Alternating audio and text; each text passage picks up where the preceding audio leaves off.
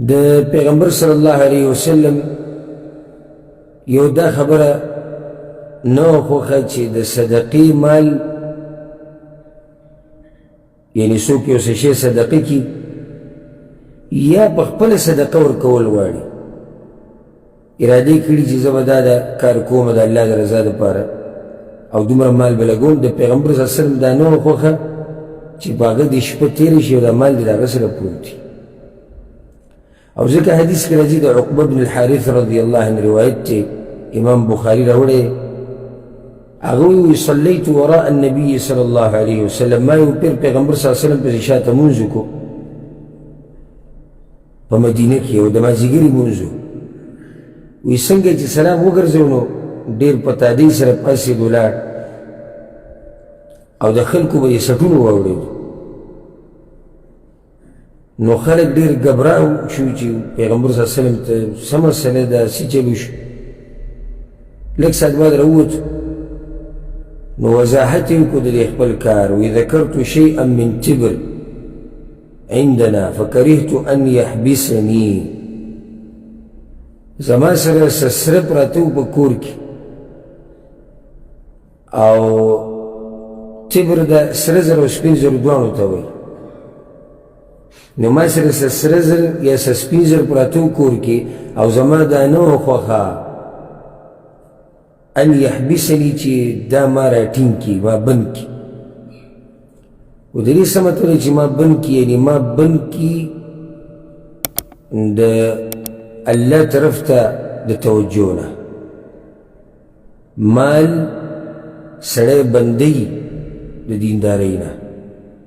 مال سړی راټینګوي د عبادت نه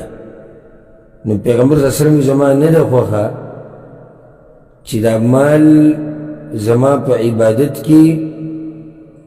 او د الله سره چې زما کوم ربط دی تعلق دی چې په هغې کې خلل واقع کړي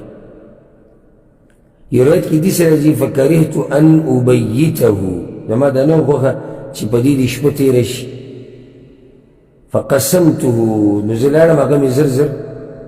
هغه تقسیم کو یعنی کور کې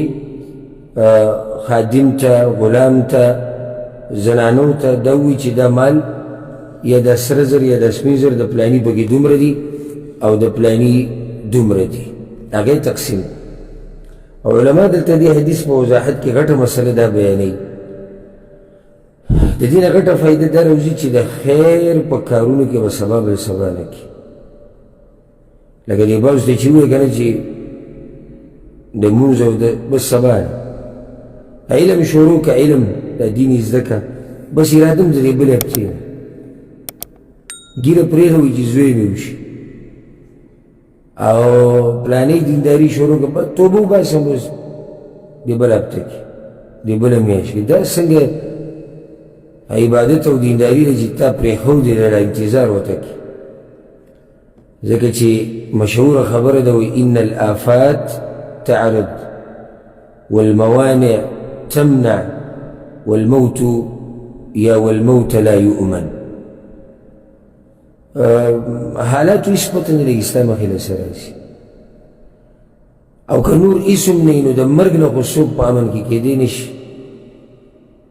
زه حیران یم هغه سړي ته چې اوس مال ورسره پروت دی دا به جیزه لګوم د الله په لارې کې او دغه به کوم او دا به کوم او ښه په ارام ناست نو تا سره څه لیکل دي چې ته به مرې نه او بیا خصوصا لکه د صدقې مال تا سره پروت وي او تقسیم کړی دی ګوره پیغمبر صلی الله علیه وسلم هغه انسان دی چې د هغه مونځ او په منځه کې توجه بیا د منځه نه بعد اذکار د دې یو ښایسته مثال نه میلاویږي او سردار دی د دې امت د هغه نه به څوک په ښایسته طریقې سره وکړي خو دغه ټیم کې هم ذهن ته دا خبر راغلی چې هغه مال کور کې پروت دی او وی زما دا نه وه خوښه چې په ما دې شپه تېره شي دا دې کور کې پروت وي زما دا نه وه خوښه نو راشه زمونږ هغه وینه داسې دي پکې چې په کلونو کلونو یې جمع کړي دغه بوجۍ ته جوړوي او صرف ورته خوشحالېږي دغه ته دی دا نوټونه اړول نه یو دوه درې څلور دې ته ډېر خوشحال بس دغه یې کار رب العالمین ولا چوکیداری د مال ورکړي د خیر په کار کې تایید کول هیڅ پته نه لګي چې سبا له څه کېږي سبا له پرېږده د دې پته نه لګي چې ګنټه بعد څه کېږي نیمه ګنټه بعد څه کېږي 15 منټه بعد څه کېږي اوس دا کار وکړه بیا هیڅ پته نه لګي رب العالمین په سورة الانبیاء کې د پیغمبرانو تذکره کړې ده او دا ټول پیغمبران ذکر کړي دي لوط علیه السلام نوح علیه السلام بیا سلیمان او داود او زکریا علیهم السلام یحیی یونس ایوب عیسی علیهم السلام دا ټول ذکر کړي دي نو کله چې دوی تذکره کړې ده نو په آخر کې الله وی انهم كانوا يسارعون في الخيرات دا ټول هغه کسانو چې د خیر په کارونو کې به تادي کوله او الله چې د پیغمبري مقام ورکړی دی په هغو کې دا صفتو چې د خیر په کارونو کې تادي کوله نو زه ډېر تعجب کې پرېږدم زما هغه سړي ته چې د خیر په کار کې سبا بل سبا کوي بل سبا او سبا نو د سبا څه پته لګي نن دا ورځ ستا د یقیني یو ورځ د هغه چې تا تېره کړې ده او کیسه ختمه شو هغو که څه خیر دې پکې کړی یو خوشقسمته او که الله نافرمانیان دې کړي نو ستا خپل کار دی خپل عمل دی سباني ورځ هېڅ پته نه لګي نن دا وخت دا ورځ دا زمونږ سره ده لکه اوس موږ د ماسخوتن منځه نه بعد د جمعې ورځ دلته موږ ناست شو د هفتې شپه دا یقیني زمونږ سره دا وخت دی دا یقیني خبره دا وخت زمونږ دی موږ پکې درس کوو د دې نه فایده اخیسته څوک کور ته ورغی د شپې تهجد وکړو ځان له دا وخت د دی تلاوت یې وکړو څه یې پکې یاد کړو څه ذکر یې وکړو دا یقیني وخت دی که ته دې ته پروت یې چې د هفتې په ورځ نو دا به ته ډېر ساده انسان یې چې د هفتې ورځې ته پروت یې هفتې د ورځې څه پته لګي او بیا یې چې راوایي چې هفته بعد میاشت بعد د خیر په کارونو کې تایدي پیغمبر صلی الله علیه وسلم دومره تایدي وکړه چې د خلکو په سټونو باندې واوړېد ولاړ او هغه مال یې تقسیم کړو هغوی به ځان سره مال نه ساتو